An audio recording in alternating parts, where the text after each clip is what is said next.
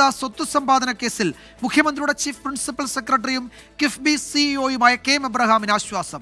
CBI അന്വേഷണം supreme കോടതി stay ചെയ്തു. കേസിൽ CBI, ജോമോൻ പുത്തൻപുരയ്ക്കൽ, സംസ്ഥാന സർക്കാർ തുടങ്ങിയവർക്ക് കോടതി നോട്ടീസ് അയച്ചു. മുൻകൂർ പ്രോസിക്യൂഷൻ അനുമതിയില്ലാതെ കേസ് രജിസ്റ്റർ ചെയ്യാൻ കഴിയില്ലെന്നാണ് KM എബ്രഹാം വാദിച്ചത്. ഇത് അംഗീകരിച്ചാണ് സുപ്രീം കോടതി നടപടി. KM എബ്രഹാമിന് അനുകൂല നിലപാടാണ് കോടതിയിൽ സംസ്ഥാന സർക്കാർ സ്വീകരിച്ചത്. KM എബ്രഹാമിനെതിരായ കേസ് നിയമപരമായി നിലനിൽക്കില്ലെന്ന് സർക്കാരിനു വേണ്ടി ഹാജരായ അഭിഭാഷകൻ ജയ്ദീപ് ഗുപ്തയും സ്റ്റാൻഡിംഗ് കൗൺസിൽ CK ശശിയും ചൂണ്ടിക്കാട്ടി. ആരോപണങ്ങൾ അടിസ്ഥാനരഹിതമെന്നും ഹർജിക്കാരനായ ജോമോൻ പുത്തൻപുരയ്ക്കലിന് തന്നോട് വൈരാഗ്യമെന്നും KM എബ്രഹാം ചൂണ്ടിക്കാട്ടി.